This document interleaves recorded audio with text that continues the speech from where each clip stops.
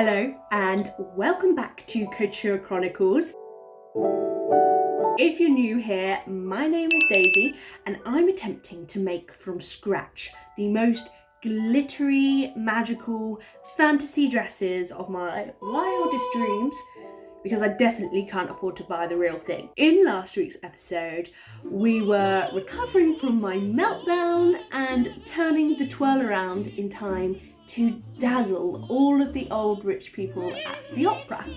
If you haven't seen it yet, you can check that out right here. And on today's episode, we are diving into all things glittery as we talk beads in episode number 5. In my opinion, it wouldn't be a dream dress without an extraordinary amount of bling. If you cast your mind back to episode 1, the design was to make the entire front geometric panel all beaded. I've only ever attempted to embroider and bead one of my designs before, and the embroidery took months. The issue that I had is that I embroidered and beaded directly onto the front cover of the corset, and it created loads of puckers and gathers. And I discovered later that this was because what I really needed to do was to stretch my material out on a frame and pull it taut like a drum skin, so that when I embroidered, after I'd taken it off, it would lay flat. First step is to get myself an embroidery frame. The section that I want to bead is actually really quite long, so when I'm looking for embroidery frames, that leaves me with 2 problems. The first problem is that to get an embroidery frame that is large enough to fit my project on, that's really quite expensive. The second issue is how big it is. And I live in a little Victorian terrace, so space is something that I really don't have. So what I decided to do instead is I managed to get a little embroidery frame that was wide enough to fit the biggest part of my embroidery on, but it's not, the full length. And on the long sides of the frame, they rotate, so what I can do is I can put all the excess and rotate it up and still create like a little section that's tight, and then once that's done I will roll it up and I'll do the next section down and keep working down in chunks. Here is the embroidery frame that I went for in the end. I just got it off of Amazon. It comes with 2 long rotating poles, 2 short sides, and it has 4 metal bolts, 4 washers and 4 wing screws. And all you do is you pop the poles together. There's slots on the short poles to push the long ones in, and then you pop the bolt in, pop the washer on, screw it up, Bob's your uncle, you're ready to go. So with the frame all sorted, now I'm going to attach the practice fabric to it, and I've cut a piece of my polycotton to the roughly the right width, and then I fold the fabric in half and I pinned that directly into the center of the tape, which is on the rotating poles. Now, because this is the first time I'm doing it and I want to do it right, I'm just pinning all of the fabric on there first and then just running stitch along to keep that in place. And then I do exactly the same the opposite side. And once they're both secure, I have fun rolling up one side and getting that nice and taut. Once I've rolled it up, we then tighten the wing screws to make sure that doesn't move. And then here's me just drumming on the top to show you how taut it is. Now, once that's done, I've got myself some cotton cord and I need to stretch out the edges that aren't on the roller side. So what you do there is start pinning it onto the fabric and then wrapping it back around the frame and then pinning it onto the fabric back round onto the frame.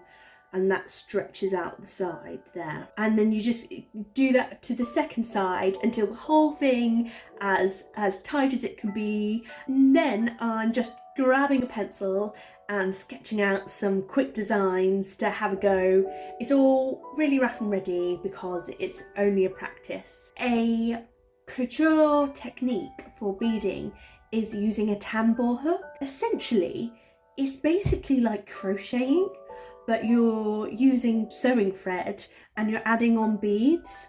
So as the hook goes down, you sort of loop the thread around and you pull it back up and it creates another loop, and you go back down into the fabric, spin it around. There's a really great video that another YouTuber has done, and she focuses solely on tambour beading, so I'll pop a link to that video there because she is obviously way better at explaining it than I am, because I'm just giving it a go for the first time here. And one of the things that I really struggled with is that I kept snapping the thread every time that I pulled the tambour hook back up through the fabric. It just kept sort of shearing off.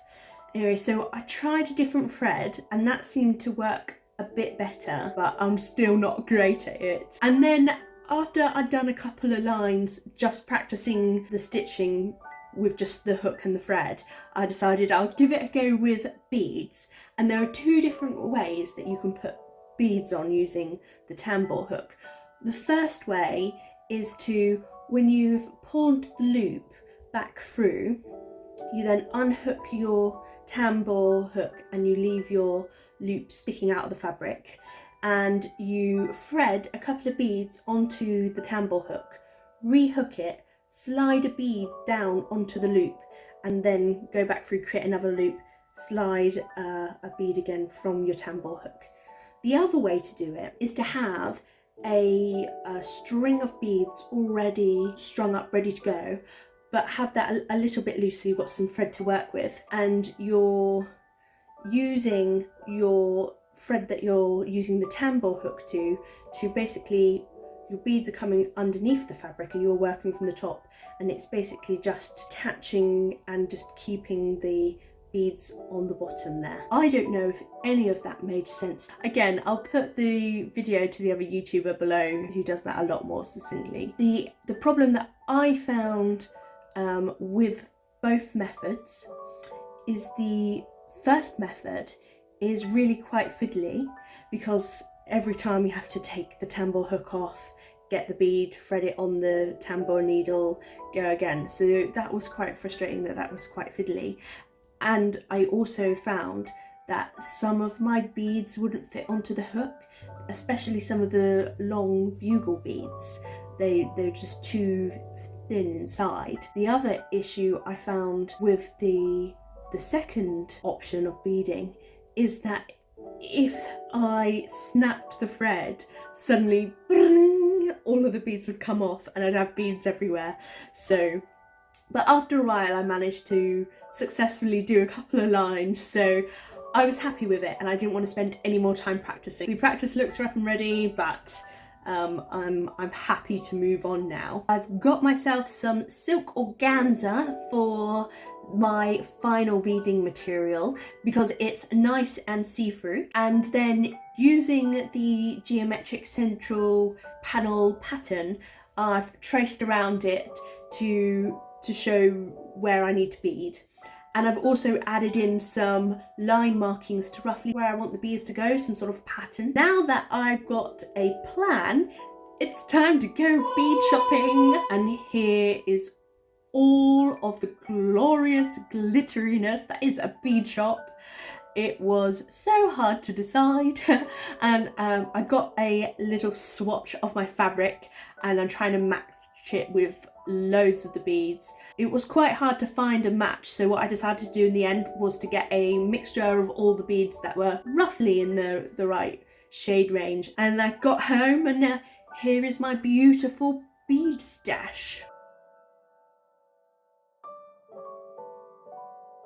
Now I'm mapping out where I think all the big crystals should go, And then what I'll do is I'll fill in all of the other space with all of the burgundy crystals. Here I am actually starting the beading, and I am using Tambour beading for all of these gold crystals, apart from the really big ones, because they have very specific holes which I can't get the Tambour hook through.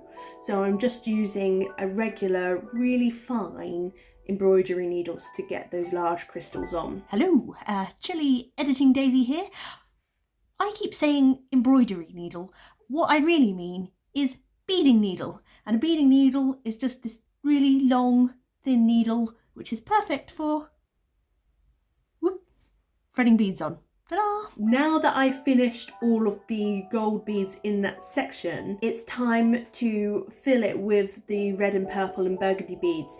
The first job that I have to do is I've got all of these tiny little seed beads in different colours, so I need to string those up and put them in a random patterns. And I've just got my very thin embroidery needle again, and I'm just going along going boop, boop, boop, boop, boop, boop, boop, picking up all of the little seed beads. Once they're done, what I'm doing with them is doing the second tambour hook method and putting them underneath and tambouring over the top, and then getting them to follow the wiggly lines of the gold beads, so the gold beads are surrounded in a little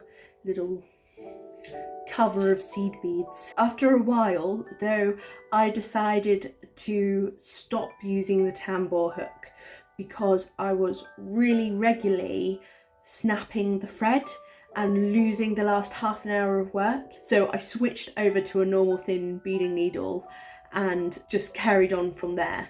So I didn't have to worry anymore about the thread snapping and me losing a load of work. I definitely want to come back to tambour beading, and it might be great to take a class in it, but for this project and the time pressure, I just had to let it go. After I've gone around all of the gold beads with the little mix of seed beads, I'm filling in the rest of the blank space with, I've got burgundy sequins and pearls and purple bugle beads and an assortment of purpley crystally things.